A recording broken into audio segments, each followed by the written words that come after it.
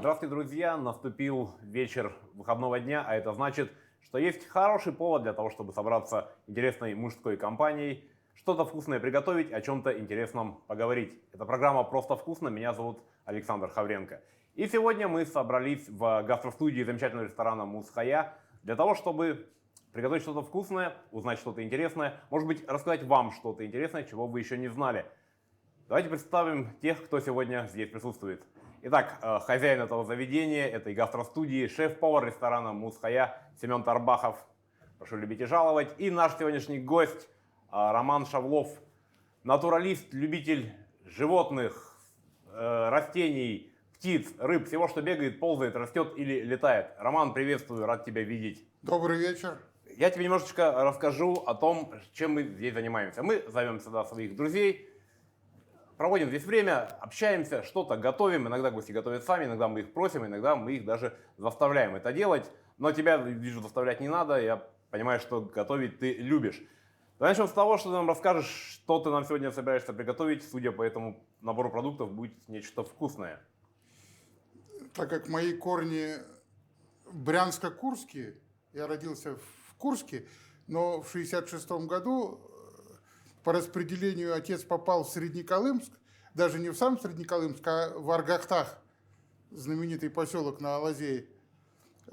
И меня в один годик привезли сюда в бессознательном состоянии. Не спросив тебя. Да, и можно сказать, я тут вырос, но когда вся родня по отцовской линии была в партизанском брянском отряде, это мой дед, моя тетя, мой дядя, старший брат отца, они все были в партизанах. Они готовили знаменитые лындики. И мне в детстве часто пугали: будешь лындики есть, если ты будешь плохо себя вести. А лындики — это немцы бросали шкурки от картошки. Они, маленьких детей они не трогали. Они собирали эти шкурки, тщательно их мыли, потом варили, потом снимали тонкую кожуру, а из оставшейся картошки добавляли туда немножко муки и толкли, потом лепешки такие жарили. Вот это называлось лындики. И там смесь крупы разные шла, там такая мешанка. Что было, то и добавляли. Просто навеянный воспоминаниями я хотел бы приготовить рецепт, который так правильно он называется драники. То есть это картофельные оладушки. Если... Мы все знаем, кто такие драники. Да. Только немножко другой рецепт. Он идет с мясом. И я его узнал у жены тети. Впервые попробовал. И меня просто поразило сочетание вкуса этого. И вот я хотел бы его здесь сегодня приготовить. Отлично. Что нам понадобится? Я вижу фарш, да? Да, яйца, мука. Самый главный ингредиент — это картошка. Ну, конечно, драники. Вот. Надеюсь, это сорт Адретта с большим содержанием крахмала, может быть. А вот так вот по взгляду не можно отличить Адретта? Ну, просто сейчас же все говорят, что вот есть китайская картошка, которая, если со стола упадет, она как мячик прыгает по комнате, ее и не поймаешь. Вот. Невозможно. А вот есть проверенные сорта, которые с таким мощным содержанием крахмала, хотя диабетикам не рекомендуется, крахмал же потом в сахара преобразуется. Вот. Ну, это, как говорится, о наболевшем. Но мы постарались, и вот хорошую картошку для тебя. Да, хорошая картошка. Что в первую очередь нам надо делать? Первым делом надо вот на этой средней терке ее натереть. Именно на средней терке, потому что она тогда однородная масса получается хорошая. То есть она должна быть такая кашеобразная больше. Да, как кашица. Ну вот ты сказал, что тебя в годик привезли в Якутию, и вот так на все время ты здесь и Да, а отец остался. художник. Это он закончил Курский художественно-графический факультет, его отправили художником-оформителем. Вот, и география по Якутии большая. Он и в Уснере был, и в Чернышевском, на Вилюйской ГЭС делал мозаики, как помню, какие-то грандиозные. На БАМе был, ну, везде по Якутии ездил. Ну, и меня как прицепом с собой брал, так что видел много, ездил. И, естественно, одно из самых главных, он был, ну, можно сказать, фанатичный рыбак, который свое увлечение возвел в ранг какого-то необыкновенного искусства. Он всю зиму готовился к летней рыбалке, крючки вязал, какие-то там снасти, а летом, наоборот, к зимней рыбалке. И меньше чем неделю он не выдерживал без рыбалки. То есть я все детство топал за ним с рюкзаком. Не сказать, что это радости мне доставало, потому что рюкзак таскать с разным провиантом не хотелось. Хотелось там с пацанами во дворе играть. Наверное, начнем, да, потихонечку Да. готовить, натирать картофель и параллельно будем продолжать разговор. А как ты в себе открыл талант художника? С тобой папа занимался или ты сам? Вот дети же чиркают обычно, непроизвольные линии разные, кружочки там всякое. Я случайно чиркал, и у меня получилось подобие машинки, как вот Победа же есть, таким с покатым этим. Я смотрю, о, Победа получилась. А у меня детская какая-то книжка была, и там как раз такой автомобиль был. Я показываю, смотри, Победа получилась отцу. Он говорит, а что она без колес? Я говорю, а как колеса? Я типа не умею рисовать. Ну, говорит, кружочки поставь, это будут колеса. И я сам поставил, это вот самый первый рисунок, мне это запомнилось. Но там уже как лавина снежная началось. Уже мне все детство вспоминали, я где-то прочитал название Укаяли. Это приток Амазонки. И вот мне что-нибудь хорошее я сделаю, и мне сразу так склоняются надо мной и таким громким шепотом «Укаяли, приток Амазонки». И я такой довольный, типа это как несбыточная мечта. Ну, типа там анаконды, гигантские пауки, там это вот ягуары. С тех пор, вот я, кстати, хотел спросить, художник, понятно, а когда началось твое увлечение живностью разнообразной? Ну, это все из книг и из еженедельных просмотров передач «В мире животных» и «Клуб путешествий». Потому что отец, он эмоциональный был, как все художники, к счастью. Я не эмоциональных художников, к счастью, не встречал, не эмоциональных. У всех эмоции просто это. И он, когда телевизор включал, а я чем-то там, ну, допустим, уроками ненавистными, я ненавидел домашнее, особенно математику, и до сих пор математику. У нас как бы это семейное. Все в математике тупим со страшной силой. Вот. И он, скорей, клуб! И мы, спотыкаясь, ломая пальцы, бежали, потому что клуб начинался. И голос Сенкевича, а сегодня мы будем там-то, там-то, и мы замирали, и, раскрывший рот, переносились туда. Ну, естественно, книги. Сеттон Томпсон, Джеральд Даррелл, это как основные учителя. Ну, а в зрелом возрасте уже мечты, как бы они более формировались. И попадались такие учителя, биологи настоящие, которые наставляли на путь истинный. Уже работал и с орнитологами высочайшего полета. Например, ну, к сожалению, сейчас уже покойный, это Владимир Евгеньевич Флинт, который операцию Стерк проводил. Я вот в Москве в институт, как он назывался тогда? Институт, ну, охраны природы. К нему пришел, и вот мы просто о птицах говорили, о разных. Я тогда еще не знал, что это тот самый Флинт знаменитый. А он к любому, кто приходил и любил эту тему, он со всеми общался совершенно свободно, и это никаких у него, то, что он доктор биологических наук, и это не было. Ну, по крайней мере, я этого не чувствовал. И вот он уже знакомил с другими людьми, которые вели, как говорится, под узцы меня. Один тебе рассказывал про птиц, другой про мышей, третий про лягушек. Ну, все спонтанно возникало. Вот, например, был такой художник, не знаю, жив или нет, Николай Гаврилович Сироткин, друг отца здесь, в Якутске. К нему, когда впервые мы пришли в гости домой, у него стояла такая почти 5-литровая банка, ну, емкость такая была, и в ней аквариум был. Там все заросло, но внизу я увидел сомика. И я с таким свистом «Сомик!» впервые. И вот толчок мощный тоже дало именно аквариум поставить. Хотя очень мама была против, типа захламлять квартиру. И это всегда эта война была. Не говоря уже про рептилий, естественно. про насекомых. Да, честно говоря, и сейчас у меня война идет. Потому что Кто у тебя сейчас живет? сейчас, именно в эту секунду, я занимаюсь бабочками. У меня целая, по крайней мере, сейчас 12 коробок. Вот ежедневно, еженочно, вернее, потому что ночью никто не мешает, я сижу, расправляю бабочек. Ну, можно сказать, со всего мира, но в основном я собираю палеарктику. Якутия, она как раз к палеарктике относится. Это большая часть Евразии, северная часть Евразии. Вот.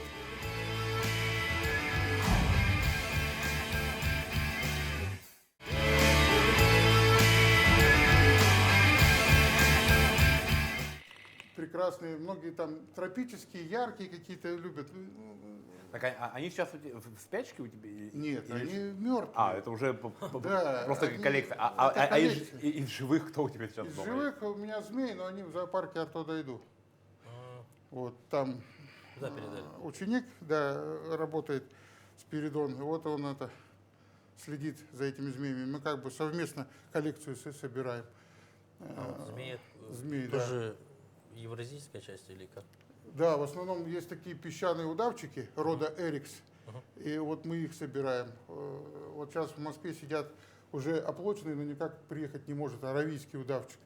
Из Арабских Эмиратов друзья привезли, поймали там. А до Якутска доехать никак не может. Вот ищем нарочного, кто мог бы привезти его сюда. Это редкость. Просто закрытые это Арабские Эмираты, это проблема оттуда привезти. Вот привезли, до Москвы доехал, до Якутска пока еще нет. Но надеемся, после Нового года или во время новогодних каникул, может быть. Будет такой подарочек тебе, змея. Ну А вот да, ты может, сказал, что в школе не любил математику, но, наверное, по биологии и черчению у тебя было отлично. Да, ну у меня конфликты были такие, на грани конфликта с учителями биологии, потому что я любил каверзные вопросы там задавать, а кто крупнее, сетчатый питон или анаконда? А она в ступор входила, она вне школьной программы, видать, не обладала этими. Ну, а я противненький был в этом плане, любил ты подковырнуть какими-то. Ну, если писал типа рефераты, я там с рисунками, у меня даже как образец ставили и сочинял, сочинение писал. Но после школы ты все равно решил, все-таки художник в тебе победил, и ты поступил в художественное. Да, ну просто я не представляю себя без животных, без растений, без животных, и без любых. Аквариум, террариум, пауки гигантские. Кстати, вот у кого арахнофобия есть, одна из самых таких... Это боязнь пауков. Да, боязнь пауков, да. Одна из распространенных, очень многие боятся пауков. Я бы, наоборот, советовал завести паука-птицеяда, они мирные, спокойные. Но есть быстрые виды, а есть такие для начинающих, можно так сказать. Они не агрессивные, спокойные, вот как мохнатый такой Мафаня. Так он просто выглядит, он вот Нет, такой они, вот. они же не открытым ходом по кухне там где-то лазят или в спальне, а он сидит в террариуме, в закрытом. То есть, если кто-то захочет завести, я ему все ноу-хау расскажу. Так что, друзья, если вдруг у кого-то арахнофобия, обращайтесь к Роману, он подскажет, какого паука завести, чтобы Да. избавиться и вылечиться от И этого. каждый день, если смотришь на него, она потихоньку уходит, и уже... И арахнофобия превращается в Да. арахнотерапию. Ну, в Якутии есть уникальные бабочки, за которыми коллекционеры гоняются. Мгм. А вот это вот совсем на севере где-то. Да, это... Сейчас, кстати, открыли в прошлом году парусника Арбугаева на Момском хребте. Это вновь описанный подвид, и его в честь Германа Арбугаева Да. назвали. Это вот считается сейчас одной из самых дорогих бабочек. А если не секрет, вот самая дорогая, сколько стоит вот такая бабочка? 400 тысяч. Одна бабочка. Одна, да. Ее Они- просто Одна. поймать и сделать из нее... Пара это 800. Ага, а если ее поймать, то поместить ее в коробочку? Именно в мертвом, да. Ну, допустим, Семен, по-моему, мы с тобой не тем занимаемся. Да. Я предлагаю ехать и ловить бабочек. нет, это только особые люди, коллекционеры, готовы выложить такие деньги. Например, вот, ну вот официанты ходят, например, покажешь им, ну, что, серая моль какая-то. там ничего яркого нету. Только за счет того, что редкости и уникальности. И коллекционеру, у которого коллекция, допустим, 60 коробок, в каждой коробке по 200 бабочек, и он понимает, что как раз этой вот нету, вот они выкладывают такие суммы. Но в основном это зарубежные коллеги. Вот. У меня такой бабочки нету. Ну, Так, надеемся, а они что... в Красную книгу не занесены? Ну, пока нет, ее только открыли. Нормально. И, То есть охотиться на нее пока можно.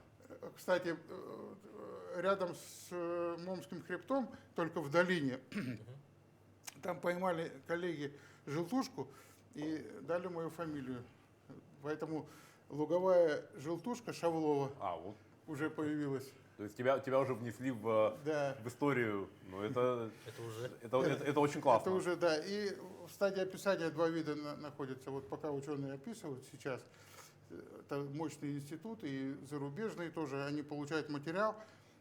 Там сложно, вплоть до ДНК, анализы ДНК там берут. Это очень сложный и долгий процесс. Но сижу, как говорится, на связи, жду, надеюсь.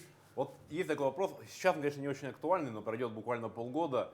Ты как специалист по насекомым, скажи, есть ли способ бороться с комарами? Чтоб не грызли, чтоб не ели. Ты же очень много времени проводишь в тайге. Как ты справляешься с ними? Да, мне кажется, с ними вообще не надо бороться. Комар, во-первых, не сколько сам комар, хотя он тоже является источником пищи для очень многих птиц и насекомых, а вот его личинки, та самая наша великолепная рыба, которую мы здесь за строганину и за малосолку ценим, вся молоть на личинках комаров растет.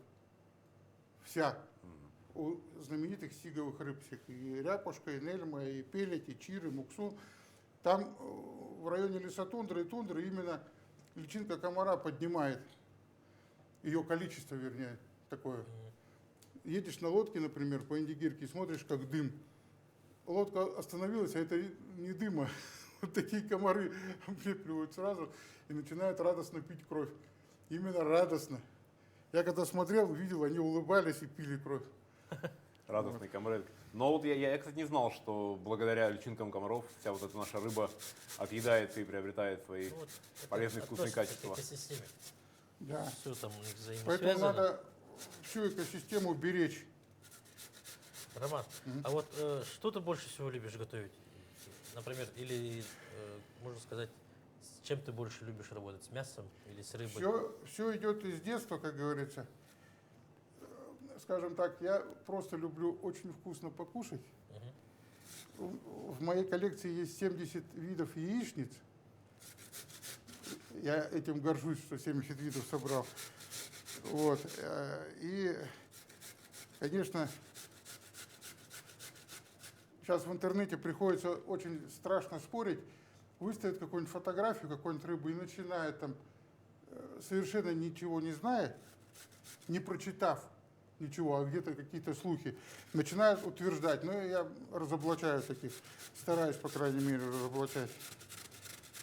А 70 видов яичницы это только из куриных яиц или... Да. Или перепелиный? Нет, именно куриные. Просто они с разными ингредиентами. Там и помидоры, и креветки. Ну, это отдельная тема, как говорится. То есть в случае чего мы тебя еще 70 раз можем позвать к нам в гастростудию и приготовить яичницу. Для завтрака именно, я считаю, самая мужицкая, сказать, если это яичница. Каждый мужик должен идеально делать яичницу, чтобы она такая была прямо... Вот тут я с тобой полностью получается, согласен. Часто готовишь, да, дома? Или как? Есть ли коронные блюда у тебя? Ну, у меня старая закалка, как бы. Я считаю, что женщины именно должны готовить ежедневно завтрак, обед, ужин, а если дети есть, они это самое. А вот мужик, он должен готовить на праздники и на выходные дни что-то особенное в духовке. Например, гуся запекать с яблоками, ну или с черносливом. Ну, есть много вариантов. Или утку с грибами. То есть такое вот какое-то праздничное выходное блюдо делать. Так, что у нас... А вот получается, когда на кухне, если даже и готовишь, ты любишь вообще один готовить, или может тебе кто-то помогает? Ну, дети там. Ну, как мой друг, наверное, канал «Спас», все смотрели, там монастырская кухня. Вот Да, Максим Сырников, он Сырников, приезжал сюда, мы с ним дружим, переписываемся, созваниваемся. Он говорил, я перешел из той стадии, когда чистить картошку надо.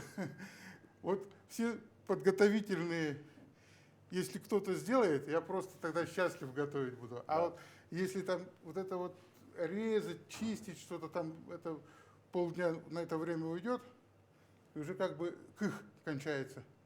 А без кыха уже нет творческого полета. А хочется именно творческий полет. И чтобы вот, когда начинает пробовать уже готовое блюдо, чтобы дифирамбы пели, естественно, элемент тщеславия должен То присутствовать. есть, говоря художественным языком художников, должны быть подмастерья, которые все приготовят, а потом придет мастер Обязательно. и сделает Сикстинскую капеллу из картошки и фарша. Совершенно верно. И это командная работа. И еще кто-то вот правильно сказал, где-то я видел, не помню где, или в интернете, или в телевизоре видел. Учитесь смотреть с женой со своей в одном направлении. Если они в разные стороны смотрят, у них ничего не получается. А если в одном направлении смотрят, прекрасно. У них, во-первых, и дети с правильным вкусом воспитаются. Будут шикарную кухню. И не на фастфуде сидеть и непонятно в каких забегаловках там питаться, к сожалению, как большинство молодых сейчас делают, а именно образ семьи, чего-то вкусного, домашнего, он сохраняется за счет правильной кухни. Вкусный это, ну я думаю, Семен, ты знаешь. Да, понял. Ага.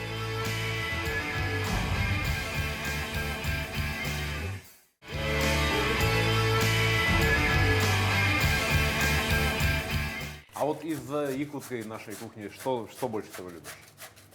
Ну, конечно, строганина. Из чего? Морской омуль.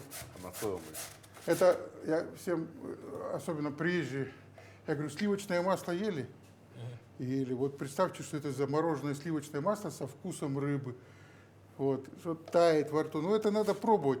И, к сожалению, если вот плохую строганину дадут первый раз попробовать гость, он потом сырую рыбу едят, ну, не нравится. Надо давать самую лучшую первый раз, чтобы пробовали. Вот когда я был в Тиксе, в гости приезжал к Герману, и мы долбили там сетку в море Лаптевых. Полдня долбили пешнями, она замерзла, это страшная работа была. И потом вытаскивали из этой сетки амулей, и они вот еще живые, когда замерзали, и вот мы из них потом из свежих ели строганину. Это самая лучшая строганина была. Ну, потому что это прям вот из реки на стол буквально. Да, и я не понимаю, ну, это в основном кто на Западе пишут, как ее типа жарить, допустим, омуля или нельму. Я вообще такие высказывания ужас у меня вызывают. Ну как можно нельму, например, жарить? Это же просто испортить продукт. Это все равно, что топить печку резьбой по дереву. То есть вроде бы какой-то эффект есть, но шедевр сгорает же. Это же она малосолочка должна быть. Это уникальный продукт. Так же, как озерный чир, А к дичи как ты? куропатки. Есть Я- какой-то фирменный рецепт? куропатки? Ну да, куропатки с черносливом. Я люблю чернослив везде. И вот как-то делал белую куропатку с черносливом. Очень вкусно получалось. Главное не пересушить. Там опасность пересушки. Ну, как и с любой, собственно говоря, Да, мясо, птицей. да. Она маленькая, довольно быстро готовится. Ну, если еще маринуете специально, в таком хитром А вот маринаде. маринад вы используете? А? Маринад есть специальный у вас какой-то? Или просто Нет, у соль, меня перец, да? спонтанные такие маринады. Говядина, свинина, баранина, или ты всеяден в этом плане? Я всеяден, но главное из всеядности, чтобы это было вкусно. Это самое главное. А вы как вы относитесь к жеребятине? Прекрасно. Это одно из моих любимых, именно в виде строганины. Именно мясо и печень тоже, да? Именно мясо, да. Ну, печень, ее высокая стоимость меня сдерживает, а так я очень люблю, потому что, ну, как ее не любить? Ну, как жить в Якутии и не любить Да. строганину. Так, сделали мы заготовку из картофеля. Что делаем дальше? Так, сейчас сюда идет Яйца идут, да? 2 яйца, мука, соль. Где соль? Соль есть, вот соль. А ты вот когда готовишь, ты все на глаз? А дай нужен. Да, я на глаз. У каждого, кстати, повара должна быть чуйка. Он должен на глаз солить, видеть, когда блюдо готово, продукт, вернее, готов, когда не готов. Потому что там хоть как ты распиши по граммам, это бесполезно. Чуйка должна быть. Некоторые умудряются домашние пельмени со скандалом делать. Предпочитают купить. А разве покупные могут с Ну, это домашними нет, сравниться? конечно. Так.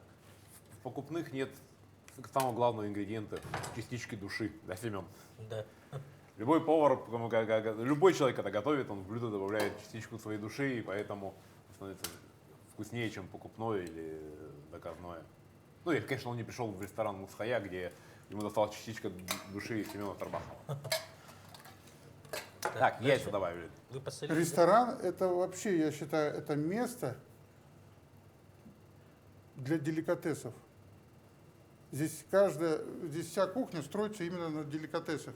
А деликатес – это что? Это праздник, праздник вкуса, праздник особого дня, какого-то торжества. Поэтому здесь просто так, чтобы ты наелся, там, допустим, манной каши. Хотя и манную кашу, казалось бы, простое блюдо, но умудряются с комочками варить некоторые хозяйки молодые, потому что бабушек рядом не было. Умных, терпеливых и заботливых из каши могут чудеса приготовить. Так, добавили яйца, теперь мы это все должны посолить и, видимо, перемешать, да? Да, Так, и перец, да? да, и перец. Именно сейчас перец надо.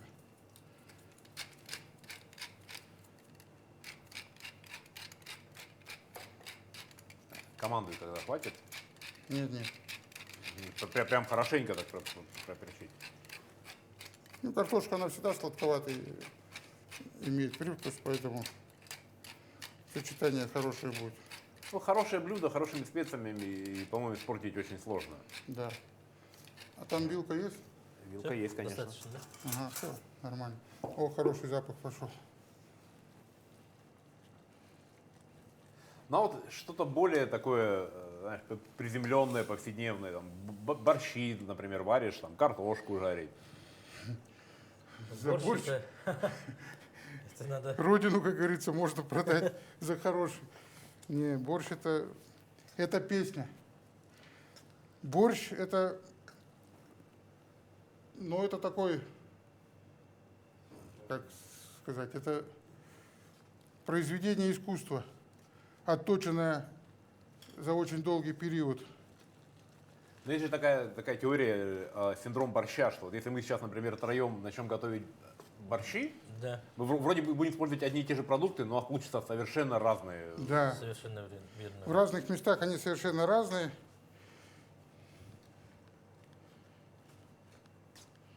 Такая же история с саламатом. Ну вот национальная каша, как говорится, да? Дать ту же муку, масло, все не те же ингредиенты, получится у всех по-разному.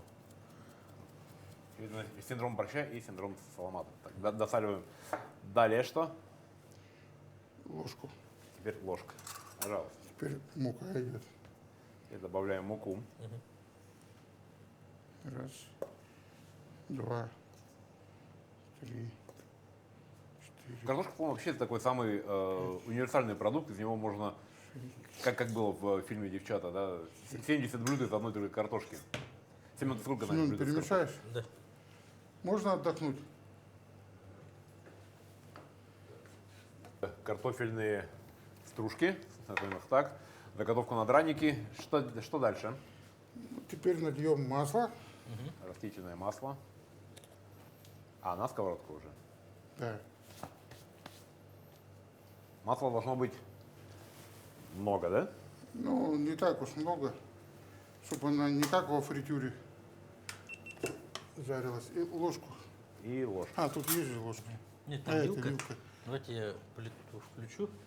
Ага. На средний или большой бит? На большую лучше. Сейчас Сейчас разогреваем немножко надо масло, будет да? подождать. Да, разогреваем масло. Так, Ну, а мы а- вот как будем это готовить? Это я Получается, вы выкладываю. ложку выкладываете? Здесь будет два. Они такие вытянутые, как языки будут. Ага. А фарш Вот. куда? А потом сверху я ложу фарш. Просто Да. фарш без соли, без перца. Да, потом сверху опять этот ложу. А фарш И мы не переворачиваю. солим, не перчим? Ну, посолить можно, да. Кроме якутской и, как мы поняли, русско-белорусской кухни, какие еще кухни мира тебе знакомы, близки, интересны, может быть?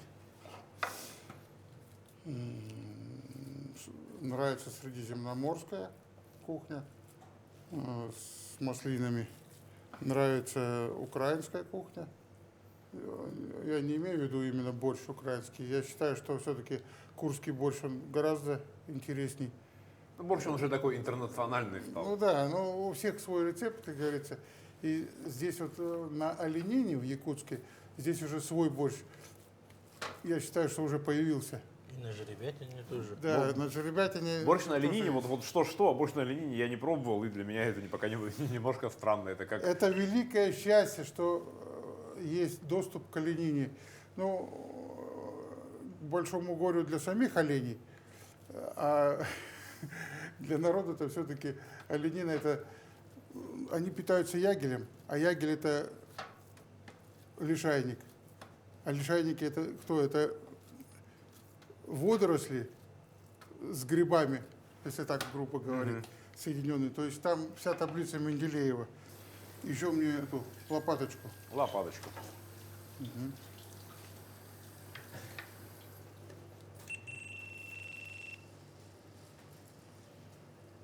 Сейчас.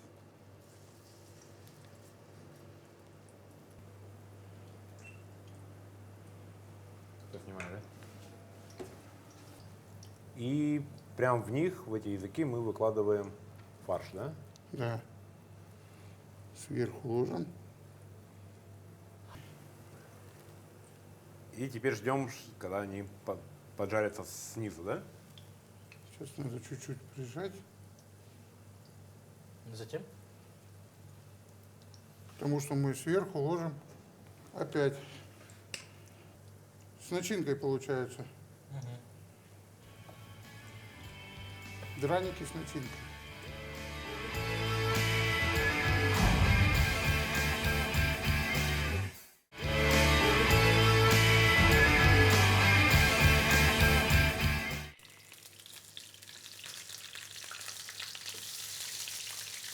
Вот какой цвет дал у нас уже хороший. Красота. Цвет, как и должен быть у настоящего Да, праздника. цвет удался, скажем так. Если это в попыхах делать, это блюдо не для быстрого.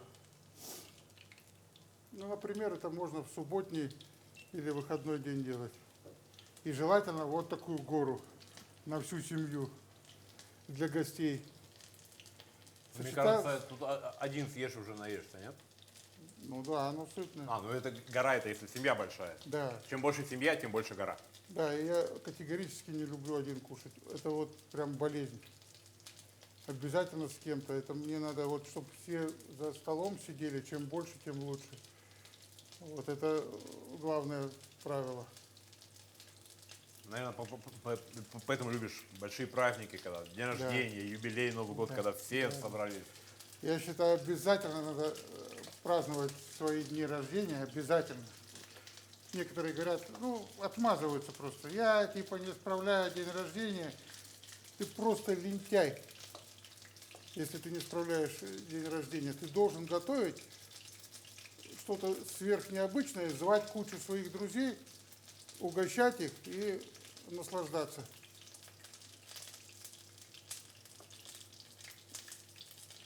Ну, вот когда к тебе идут друзья на день рождения, они точно знают, что на столе будет что. Ну, обычно гуся вспоминают. Такой гусь, от которого даже костей не осталось. Так ели, даже кости сгрызали. А собаки? А что, собака есть? Костей не осталось. Посмотреть, да? Сегодня у Ромы день рождения, значит, будет гусь. Как в фильме был Федя Дичь, Рома гусь. Да.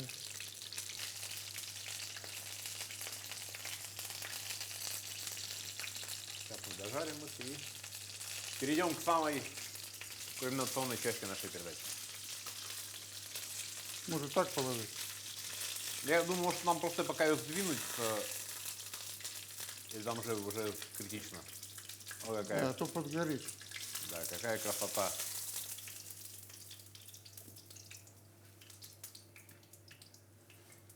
Ну, как говорится, что красиво, то действительно красиво. Не надо масла добавить, нормально? Не. Нормально. Тут его с избытком.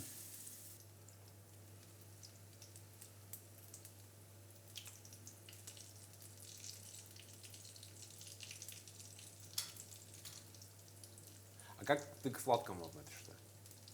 К чему? К сладкому. Ну вот к десертам, к выпечке. Прекрасно. Все, что домашнее, это здорово.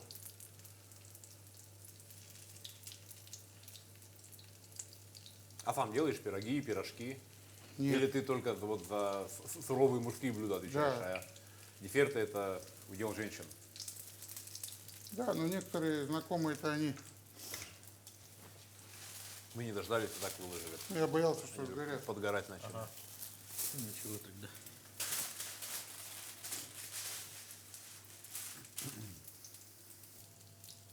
Семен, как думаешь, что можно, с чем можно подавать такие драники? Вот ты бы у себя в ресторане с чем подавал такие? Это больше драники. Как вам соус тартар к нему подойдет, как думаете? Да, может подойти. Роман, да? Да.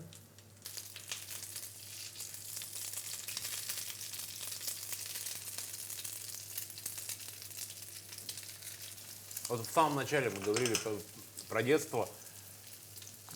С каким блюдом у тебя связано детство? Что мама готовила такого, что мамина еда это мамина еда, и никто так, как мама, приготовить не может. Вот что у тебя? Голубцы. Это эпопея. Заготовки на зиму. Голубцы, Целыми пельмени. днями, ночами, да? Да. И морозили потом. Всей семьей на кухне. Да. Папа крутит фарш, наверное. С На вот разговорами. этой вот. С рассказами интересными. Потом пробовать соседям. Все друг другу носили. Но в советское время это как-то распространено было больше. Никто никого не боялся. Все ходили в гости друг к другу. Засолка капусты была своя. И все со своими рецептами бежали. О, рука профессионала сразу Да, видно. тут.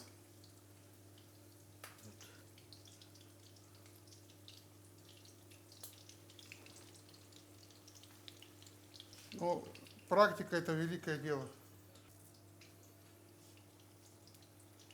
Сразу видно рука мастера. Да.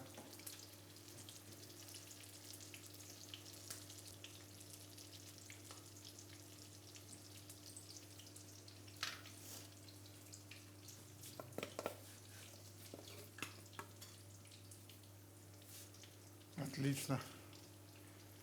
Блин, штаны сползают.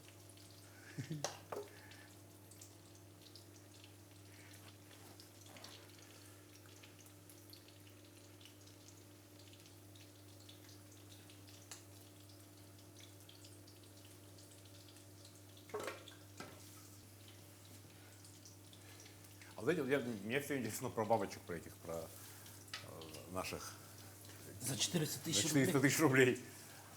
Они, получается, зимой что с ними происходит? Они в спячку впадают или они В погибают? виде куколки они впадают в спячки. Куколка, это вообще это уникальность. До сих пор ученые, то есть они знают саму технологию, но, как говорится, глазам своим не верят. Как можно такие морозы выдерживать? Они же еще водятся там, где минус 50 с ноября месяца начинается, это вот в районе Аймекона, например. Страшные морозы. И То как есть они она умудряются... летом, грубо говоря, Летом она гусеница, Да, к осени она окукливается. окукливается, и потом имаго. Имаго – это взрослое состояние насекомого. То есть И- половозрелая особь. И к грубой... Которая, кстати, очень мало живет времени. Дней 20, ну, от силы там месяц. Это в зависимости от каждого вида. Ну, так красиво получились, да? Есть такая медведица Минетрие, она тоже очень дорогая бабочка. Хоть и от Финляндии до Магаданской области у нее ареал огромный, но она везде страшно редкая, и за ней буквально все охотятся, коллекционеры. Но редкая, в горах водится, там, где кедровый сланик растет. Гусеница питается на нем. А если поймать гусеницу и Ну, И без- дома разводить бабочек. У так нее возможно? нет, они же, в чем хитрость? У каждого вида свое кормовое растение. Если, допустим, дашь листик одуванчика, ну, она просто сдохнет, она им не питается. А вот эти вот они что едят там на севере? Хохлатка городкова, которая только на осыпях растет, каменистых. Причем черного цвета осыпи должны быть, камень черного цвета. Есть свои нюансы. И очень короткий период. А он может каждый год по-разному скакать. То дожди, то снег еще не сошел. То есть никто не знает. Ну, это великое счастье, если повезло ловцу или ученому, кто нашел их. Ну, я думаю, уже готово. Всё, готово, да. А я вот сюда на доску выложу.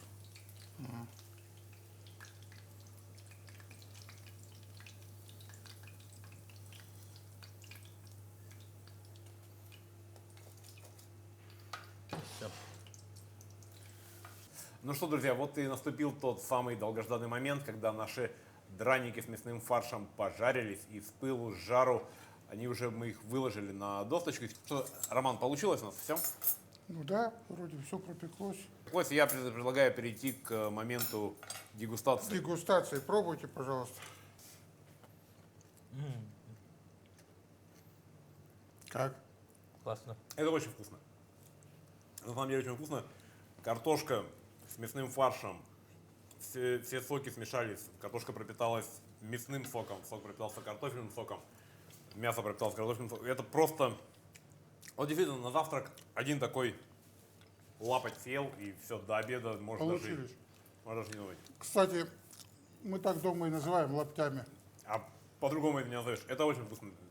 Роман, ну я знаю, что ты просто без ума от своей внучки, и наверняка надо, чтобы ты передал внучке привет. Дедушка в телевизоре, это не каждый день бывает. Конечно. Дианочка, с наступающим Новым годом! Привет тебе большой! Ну, мы тоже поздравляем всех с наступающим Новым годом. Это была программа «Просто вкусно». До новых встреч. Пока.